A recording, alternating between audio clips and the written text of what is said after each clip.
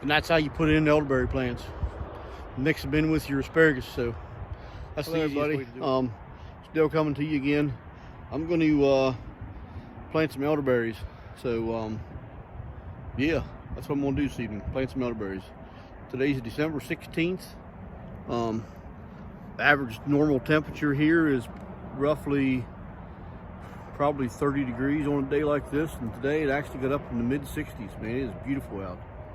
I don't remember it ever being this warm in a December here, but it is. Last night when I got up this morning to go to work, it was 52 degrees when I left the house. It's usually in the 20s in the mornings, but hey, you know, good chance to get stuff done. So I got a bunch of elderberry cuttings that I got when I was at the Homestead of America conference.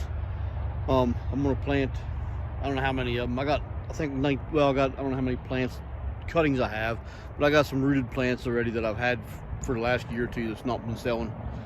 So I'm gonna plant a bunch of those down below, down with the asparagus. If you remember watching back a while back when I planted the asparagus, I put 2 rows in, and I put a bunch of peas in the middle. I'm gonna put these in between the 2 rows of asparagus where the peas are right now. Of course, the peas are only sticking up that far, but I just put them in for a cover crop. But I'm going to take a bunch of these asparagus, or these elderberries down across the road and show you how we plant. So here we go. I'm just going to grab them and stick them in the wagon. We ain't got to carry them all. And they're just cuttings. They may have some roots on them, but they're not fully rooted yet. If you ever want to do asparagus, if you ever want to do elderberries, on average you should plant them about 4 feet apart. So that's probably good enough for now. That's probably about all it'll fit in that area. So I got 10 of them there. So I'll take those over, take those down and plant them. Like I say, some of them probably have some roots, but for the most part, they're not rooted. So I'm gonna take them down there and set up and start putting them in the ground. Okay, for those of you that watch my channel regularly, you know this is a new bed I put down this past fall, this fall, probably a month or so ago. I put down a layer of cardboard, and I put compost, unfinished compost, and then pretty much finished compost. So, and if you watched the whole video on this, then you know that this right here is a row of asparagus I planted from seed. And then over here is another row. Right here is another row. I planted them from seed as well. So they go all the way down. That's probably 50 foot long, roughly. Not 100% sure, but just about, about 50 foot. And I put 3 rows of peas in. I just put the peas in for a winter cover crop. That's the only reason they're in there. So I'm gonna take the elderberries that I got, and I'm gonna plant one in the center, right about here will be the first one, and then about every 4 foot down through there I'll put one in. So I don't know how many it'll take to go down through here. 5, 4, probably 11 or something. I think I have 19 total plants, and I'm gonna put the rest down below the mound where the sod was. Whatever's left, that's where I'm gonna put it. But right here I'm gonna put the elderberries. They'll bush out 4 foot-ish in diameter and 4 or 5 foot tall. So they'll be good companions with the asparagus. So that's what I'm gonna do. Okay, so I'm gonna use post hole diggers just to dig the hole. They're in these pots as you've seen when I was putting them in the wagon. They may or may not have roots in them. I'm not going to tear them out of there and just stick them in the ground.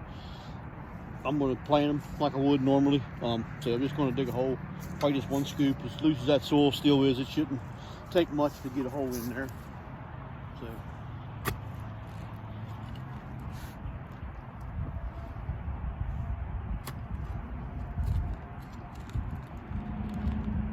Right there's this is the original sod that was in there. I don't want to put that on top, so I'll just throw it there for now.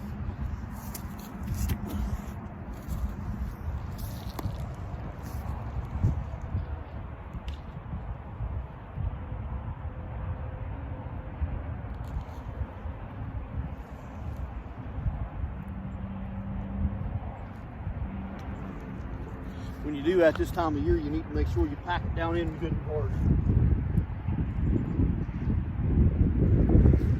If you don't push it down in the ground like that, so in the wintertime it'll freeze and push them up out. Those cuttings will actually push up out of the ground, so you got to make sure you pack them in good and hard.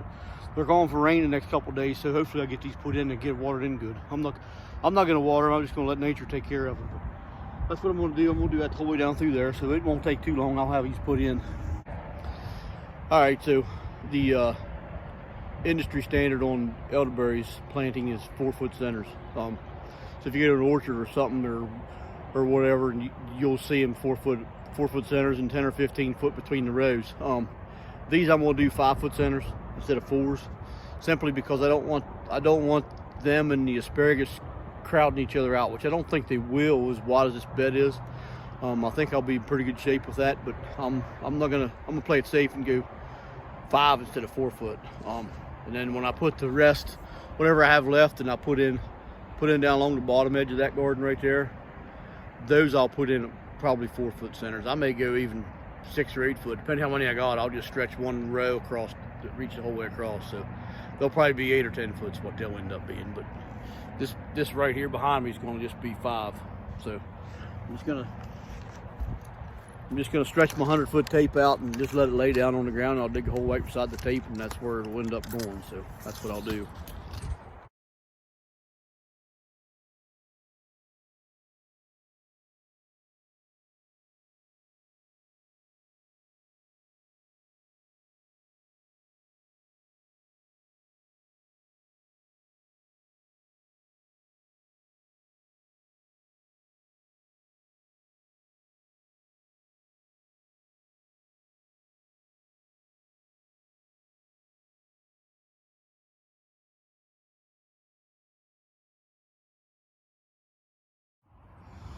Okay, I got them all planted except for one. I left the last one out. I wanted to try to show you some of the life that's in these holes. You can see this. The peas are all growing.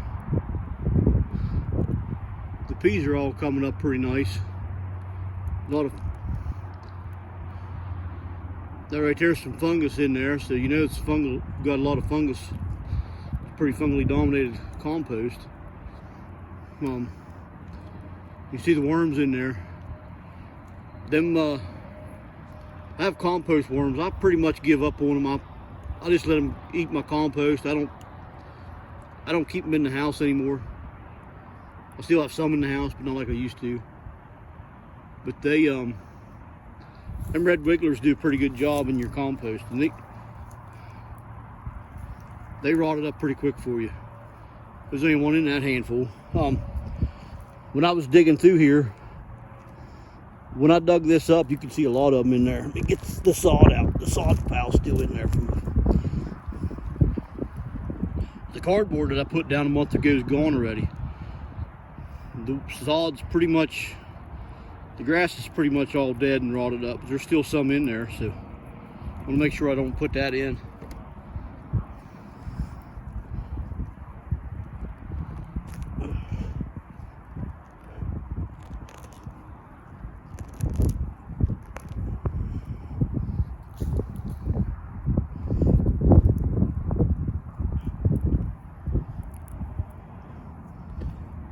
Of course, when I want to show you the worms, they don't come out.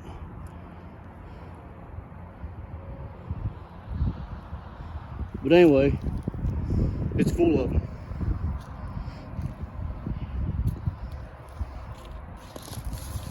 I never tore none of those apart to see if there was roots growing. I'm sure there's roots in some of them. Actually, right there you can see a root. Get it on right there. So it's got some roots, but so basically you just stick that in the hole.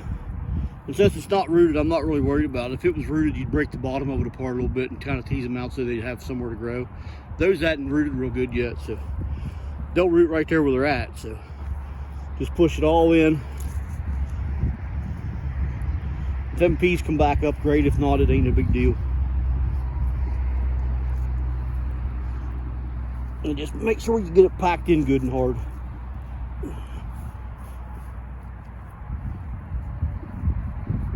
There's a worm right there. I don't know if you can see it in the camera or not.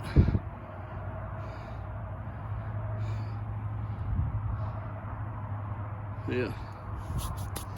So anyways, I just wanted to show you that. I'm gonna pan down through and show you the whole thing. So I put in 10 elderberries. One there, and 5 feet to the next one. That's the one you just watched me plant, was that one there.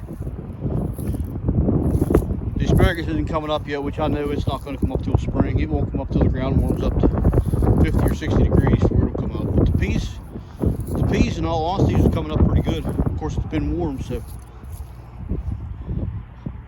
I packed all them in pretty hard, so they should be good.